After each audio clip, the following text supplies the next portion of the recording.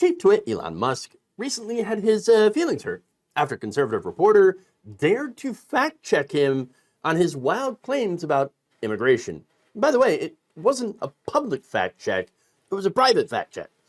So now, in supporting Trump, Elon Musk posted this post, and I've talked about it before. If Trump is not elected, this will be the last election. Far from being a threat to democracy, he is the only one to save it. He then goes in to claim that if 1 in 20 illegals become citizens per year, something that the Democrats are expediting as fast as humanly possible. It's not true. That would be about 2 million new legal voters in 4 years, which means that if the Democratic Party succeeds, there will be no more swing states. Moreover, the Biden-Harris administration has been flying asylum seekers who are fast-tracked to citizenship directly into swing states like Pennsylvania, Ohio, Wisconsin, and Arizona. It is a surefire way to win every election. America then becomes a one-party state, and democracy is over. Now, all of that is ridiculous, okay? It's just anti-immigrant bullshit, all right? That's what it is. From an immigrant, no less. This is the stuff that, by the way, is pretty related to, if not, just leaving out the Jewish part of it, the Great Replacement theory, which is a white supremacist theory. I use that term loosely, okay? It's just an anti-immigrant conspiracy, a white nationalist conspiracy, or it's like, oh, the Jews are busing people in, and they're going to take over America for the Democrats because they're George Soros and stuff. What? No, you're importing another culture to take it. What? No, oh my God. But anyway, following that, Anna Garatelli, who is a Homeland Security reporter for a right-wing publication, the Washington Examiner, who decided to send him a message through X, through direct message, and just ask him for a comment on what she called the absolutely false accusation that he had made of the Biden administration, okay? Because none of that was true. So now keep in mind, by the way, that at this point, they were following each other, okay? They had a fairly friendly online relationship. In fact, she explained in her article, Elon Musk followed me on X a couple of years ago and shared my work and has been willing to respond to DMs about stories from time to time, including a back and forth we had for a story on the Secret Service last week. All right, so yeah, okay, sounds like a good relationship, right?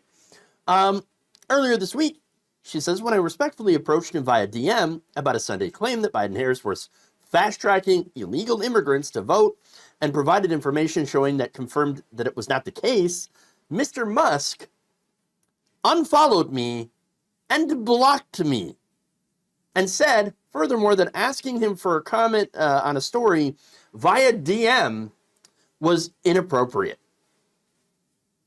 That was despite him being willing to engage via DM in the past. It's not like this was like a call out, right? Because you see, on Twitter, long history of like, oh, you said this, what a dumbass. Oh my God, what a terrible comment that you made. You want to say something about it?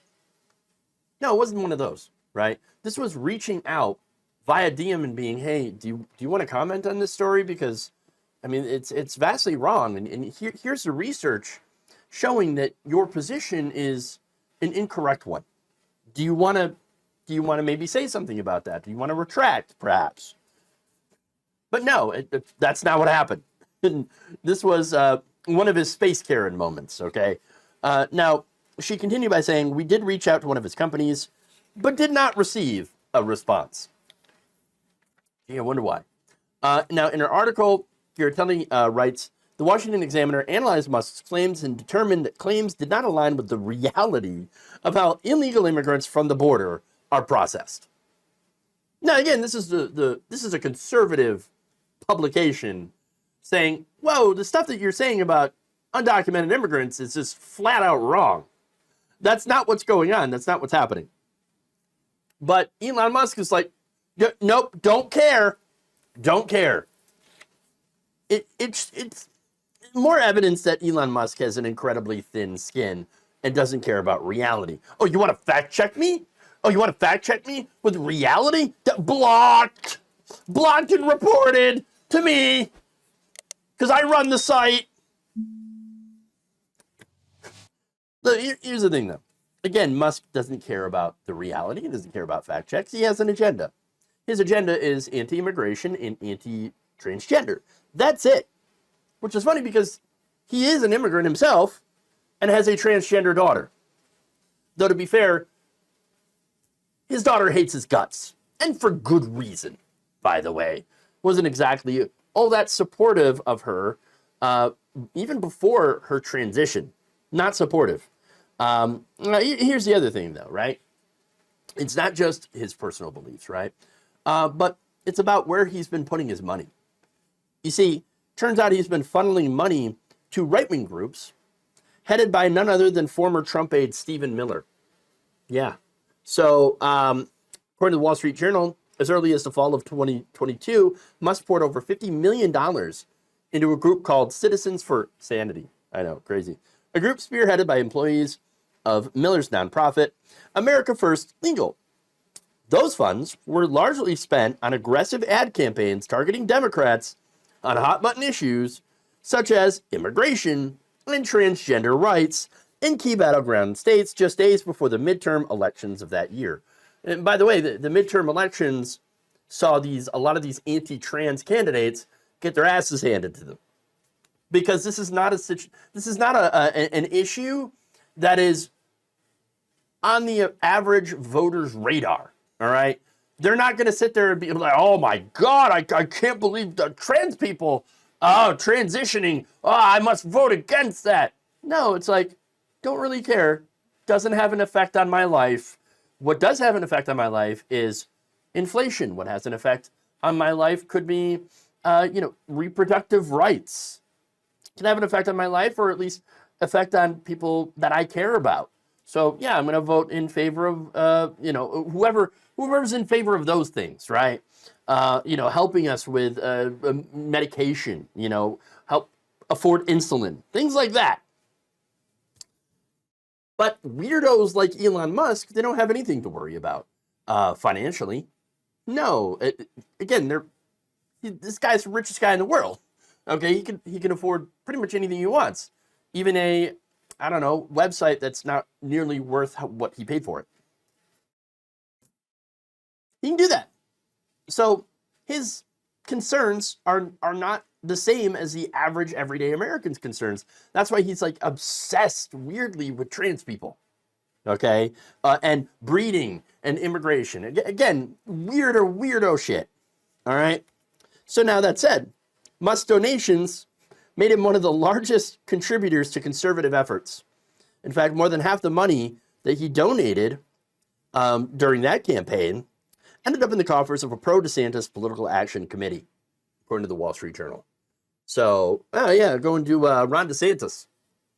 Great. Speaking of DeSantis, Musk actually contributed $10 million to support the Florida governor in his 2024 presidential bid, a donation that had not been previously reported. And again, this guy ran to fight wokeness. I'm going to fight the woke. Once again, he got obliterated. Nobody cared. All right, no one was interested. But there you go. You have Elon Musk funding racist Stephen Miller's anti-immigrant groups after giving to Ron DeSantis, who's fighting against the wokeness, and then buying Twitter and turning it into a right-wing propaganda outlet.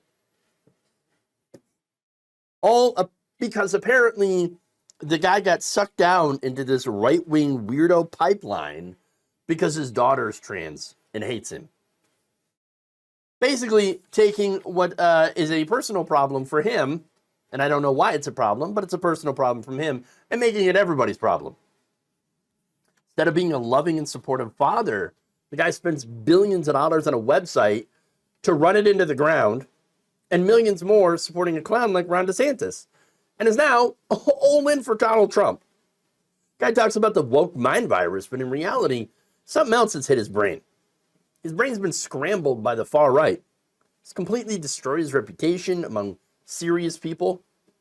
The only people he has now are extremely online rightoids who simp for him all day long on X/Twitter, and politicians that, of course, want to use him for his money because he's rich. He's not saving mankind, okay, by siding with the anti-science, pro-fossil fuel right wing. No, the only thing he's doing is showing everyone how dumb billionaires are. Thank you for watching. If you enjoyed this video, please like, share, subscribe, hit the bell icon in order to get notified whenever a new video is released. And if you want to support independent, progressive media through this difficult time where it seems like everybody is shutting down, you can become a member on our YouTube page, you can become a subscriber on Facebook, or you can go to my Patreon. It's patreon.com/Jeff Waldorf. Thank you.